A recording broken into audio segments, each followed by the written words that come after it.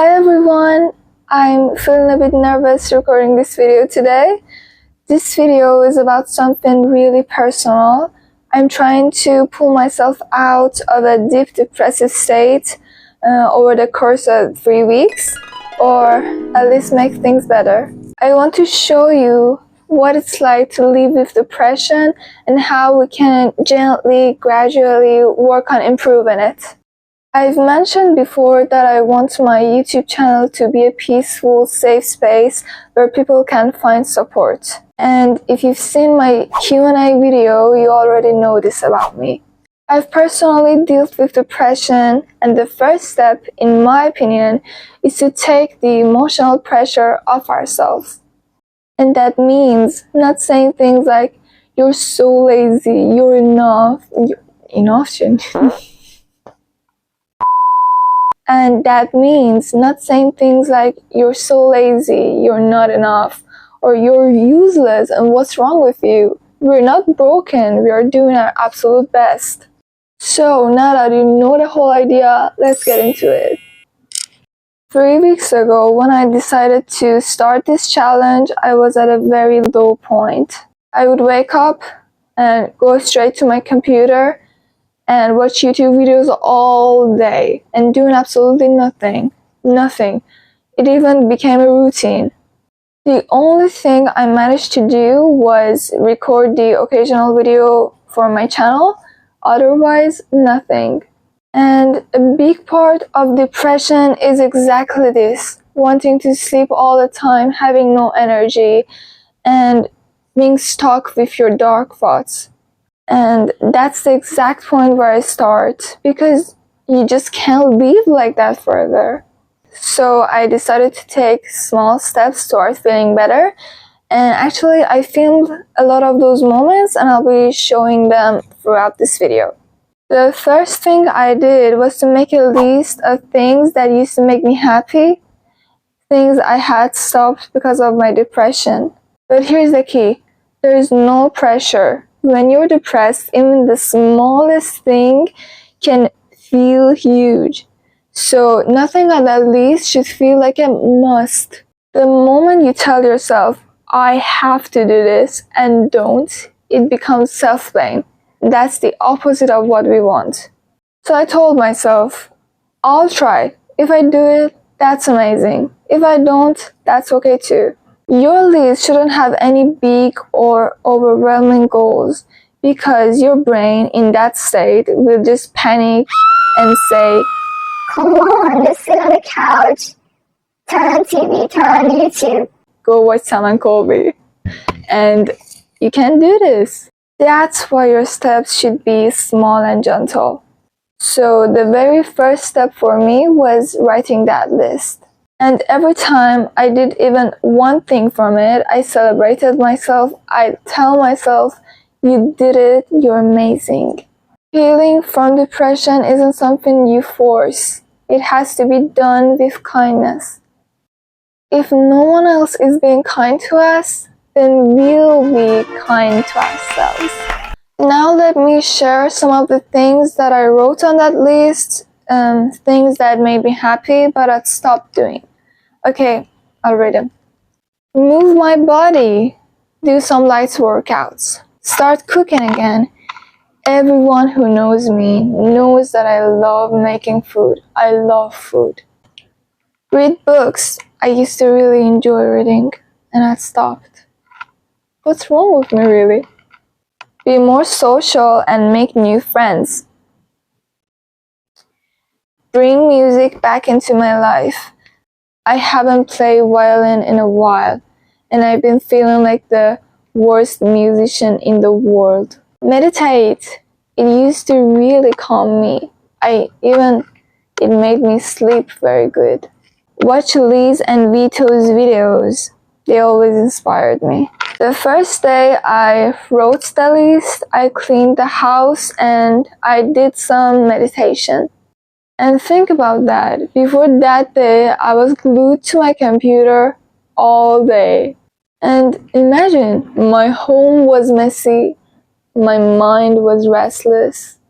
But the science shows that when your space is clean, your mental health improves and the energy flows better. And after doing just those few things, I felt noticeably better. And even I slept better that night. Sleep has been always a big challenge for me, but I did a meditation which helped a lot. Day 2, I started my morning with one of the Liz videos, and I did a face mask, just a way to tell myself, I care about you. I really care about you. And then I did some very light Pilates, and I did few things that I hadn't been doing before. So that was enough, that was a win. Day 3. Honestly, it wasn't a good day. I had planned to read a book, but the power went out. I woke up after bad dreams and felt off all day. Those dreams really drained me, so I read a little and then fell back asleep. But later I pushed myself a bit, just a bit. I went out with my mom when she needed to do some shopping, just to get out of the house for a while. And when we came back, I decided to cook. I made mandu, dumplings, my favorite food, and after that rough day, it really lifted my mood. Okay, day 4. When I woke up, I decided to pick up my violin to practice a bit, just to see where I stood with it.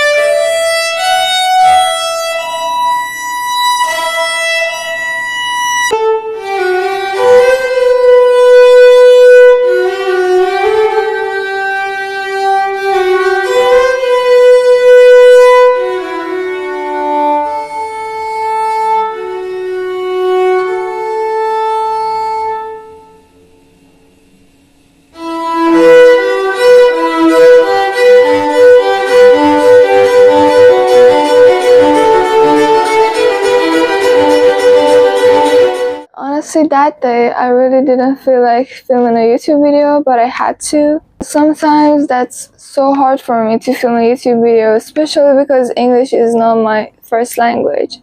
Filming takes a lot out of me, but I did it. And later that day, I went out with a friend because a part of my plan was to socialize more.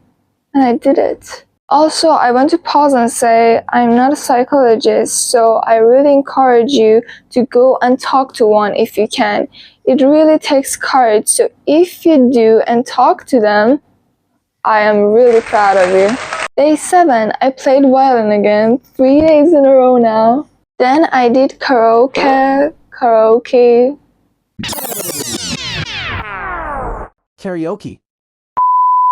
I don't know, and sang out loud. It really felt fun and freeing. I even read a book.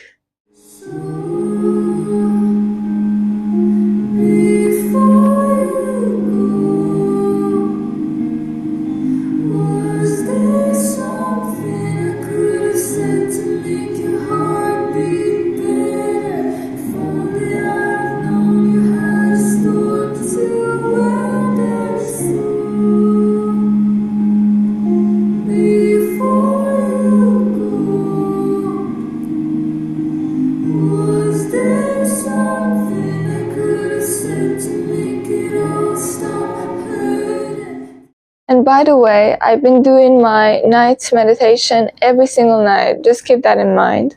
Meditation is so powerful. It's really powerful, and it shifts your emotional state. Day 8, I went out with my mom and we walked around the city. We did a bit of shopping too. It was simple, but it was really lovely. That was all I needed that day.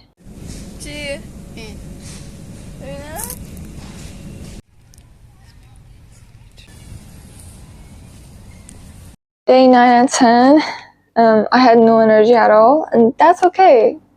We're not going to talk about that anyway. Moving on. Day 11, I decided to go for a solo walk. That's hard for me. I don't usually like walking alone, but I pushed through. It honestly made me feel alive. That week, I also decided to cook healthy meals. And if you don't know, serotonin is produced in the gut. So if you're constantly eating junk food and trash, your body literally can produce that happy hormone.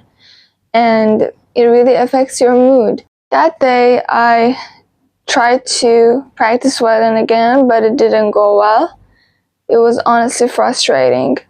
That's when I realized confidence is something you really have to build slowly.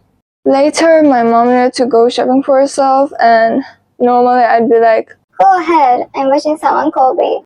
but this time I decided to go with her. And even though I didn't really feel like it, but I'm so glad I did. Day 12, I did a few things from my list, and finally I recorded a YouTube video. And for once, it wasn't stressful or forced. I was genuinely happy about it. Really, I was happy. So after 12 days, I had already seen a major shift. Day 13, I worked out and made myself a chlorophyll drink. I don't know, you say chlorophyll? It's good for your body, it's good for your hair, it's good for your eyes, it's good for your skin, it's good for everything, literally, it's good for everything. Day 14, made a smoothie, did some Pilates. Then honestly, I spent the rest of the day watching Saman Colby. Balance. Day 15, my mood was off. I slept really badly and didn't feel like doing anything. But I took a long, refreshing shower and took care of myself. Later, I made a healthy dinner. That little bit of effort changed the whole energy of the day. Looking back, in just 2 weeks, my mental health had already improved so much. Don't get me wrong, it wasn't easy. There were still days where I had no strength to do anything, but emotionally, I was in a much better place. And listen, if I can do it, so can you. Tiny steps over and over again. Day 16.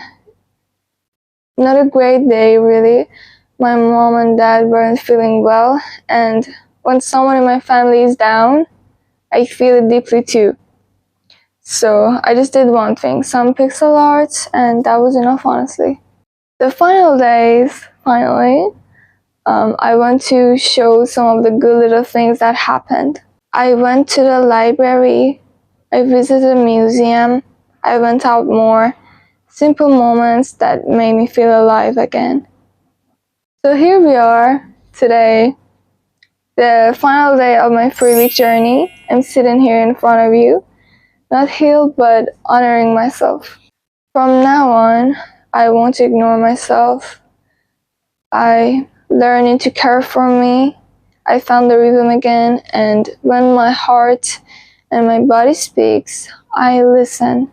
I hope this video helps you, even in a small way. I love you all, and don't forget to subscribe and like. It will really help me.